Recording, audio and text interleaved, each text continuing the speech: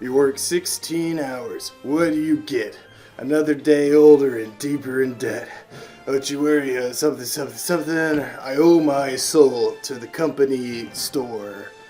Da da da da da da da. Ugh. Man, guys, I'll tell you what. I've been slaving away down here in this lava pit, which legally can't be called the Temple of Doom, but is, for all intents and purposes, the Temple of Doom. But if we were to go to court, it's not at all the Temple of Doom. No connection at all. It's the Temple of Peril, completely unrelated. I'm going to break the magician's code here a little bit. This is the third time I'm recording this video. The first time, my SD card on the audio setup ran out of space, so it only recorded that last segment you saw, and then I did the whole thing without realizing it. Went to check the audio and realized it'd run out of space.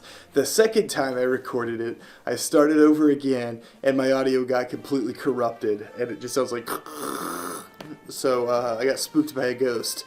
And so this is now the third time movie archaeologist Bjorn is recording his review of Ghostbusters Frozen Empire. Now to make the same joke I made all three times. Wow, hell must have frozen over, because we got a good Ghostbusters sequel. Cue laughter from my beloved audience. Alright, I'm going to try to kind of speedrun this now, because I've done this three times. It's now 12:45 at night, and I really want to go to bed. So, I'm going to start with my complaints, which I don't have too many of, mostly about pacing. This movie had too many characters, I think. And a lot of the characters I liked, they were trying to give every character a thing.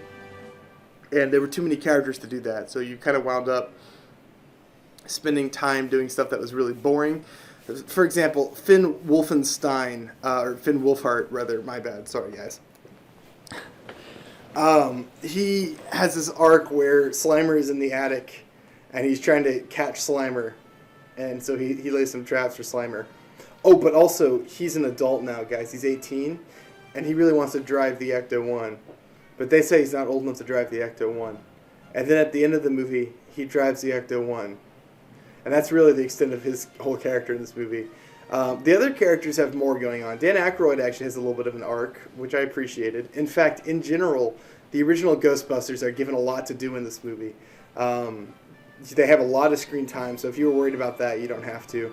I liked their appearance in this movie overall. It actually felt like they wanted to be there, as opposed to most of the previous other Ghostbusters stuff where Bill Murray looked like he wanted to leap off a bridge into boiling acid.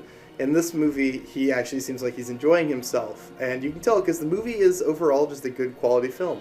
Its comedy is not like the original Ghostbusters. It's much more of a modern comedy, and you kind of know what I mean. It's not obnoxious about it. In fact, I actually kind of thought a lot of it was pretty funny. But it doesn't have that sort of dry, sardonic comedy that the original movie has and does so well. The movie is lightning in a bottle, and we shouldn't anticipate any modern film sort of having that sense of humor. That being said, there are good jokes and gags. I really like this character, and whose name, character name and actor's name I can't remember, but he's called the Firekeeper. He's actually hilarious in the movie. I actually really like him. I kind of like his whole thing. And that character is one that could have easily been very annoying and doesn't fall into the annoying category for me, which is great. I like him. He's a great addition to the cast. He has a little bit of an arc. Phoebe, Egon Spengler's granddaughter, she's pretty good in this movie. Again, they actually give her an arc. She makes a lot of poor decisions in the movie, but it seems like it's a purposeful exploration of her acting out and rebelling against the world. She is not a Mary Sue in this movie, even though she's that child genius archetype that often leans into becoming a Mary Sue. She has flaws in this movie, makes a lot of very bad decisions, but tries her best to overcome them. I quite like her character in this movie. She's in a very vulnerable spot, and there are forces outside of her that are preying on that, and I think that's really cool. They sort of expand the Ghostbusters lore a lot in this movie in a way that I think is really intriguing. They set up all these little hints of world building and ways the ghosts work, and they sort of undo a lot of the dumb decisions that were made in the previous movie as far as world building choices. Namely, that very dumb line they say about there not being any more ghosts now that Zool is defeated, or the other ghosts are defeated. That's stupid. I think ghosts should just be a thing, and that's sort of how they present it here.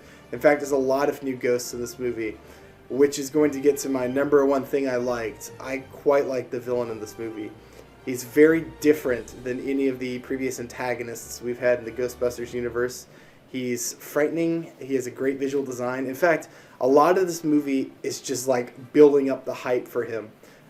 Mostly involves around this thing he's trapped inside of. I won't go into too much detail to avoid spoilers. But the whole movie, they're trying to figure out what it is, and then when they figure it out, they're trying to prevent him from getting out of it.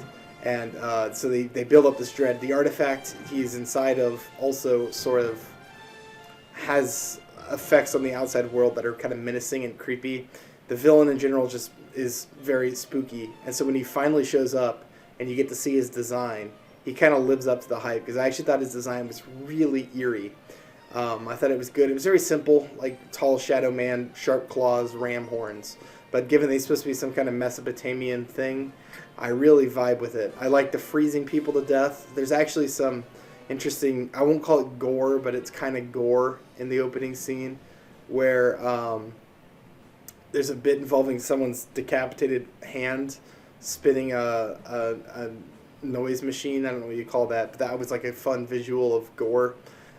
Mostly just frozen bodies shattering, that kind of stuff. But, you know, you wouldn't expect that in a Ghostbusters movie, and it was fun to see it here. As I mentioned, some pacing problems. A lot of this does have to do with the overabundance of characters. It often feels like the first act and the second and the beginning part of the second act kind of bloat out and become a little too long. You've got a lot of hype build up to this bad guy, but it takes a while for him to actually appear. And the stuff in between isn't bad per se, it just, some of it drags a little bit. And I definitely think you could have cut out some of the stuff that was there to make this much more streamlined.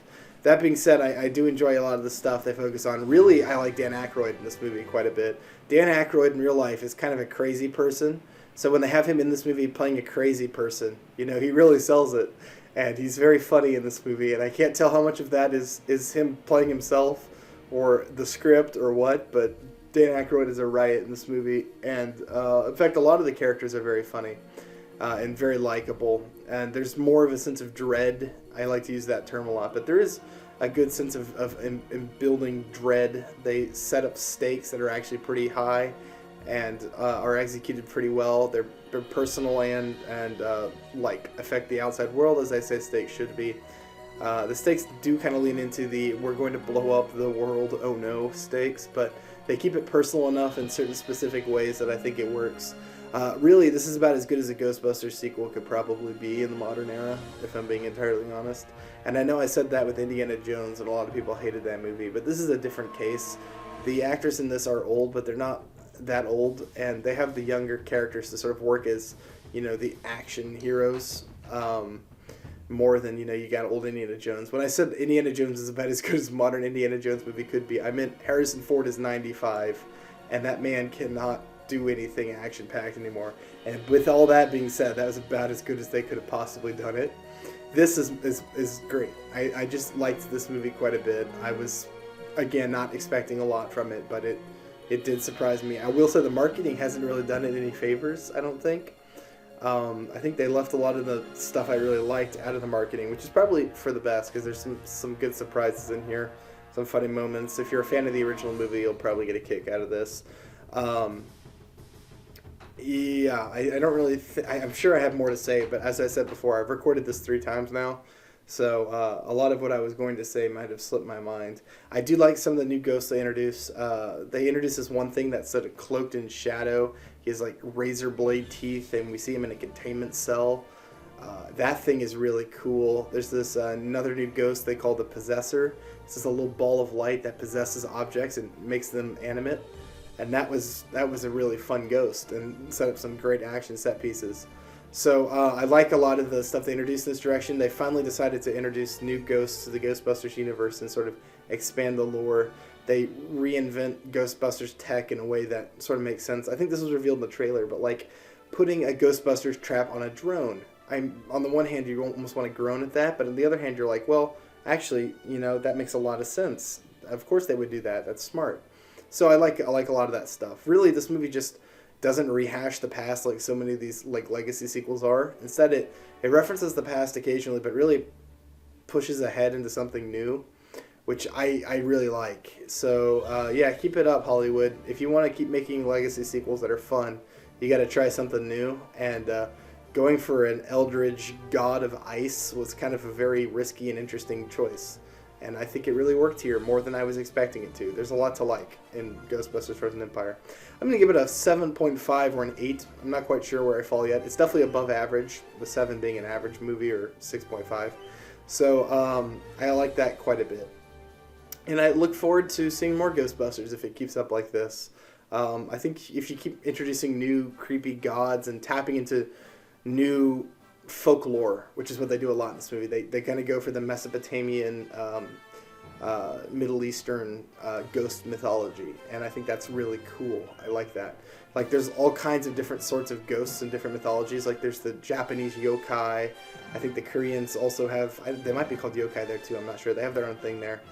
Spirits and stuff. Like, the Asian sort of ghost myths are very different than the Western and European ghost myths.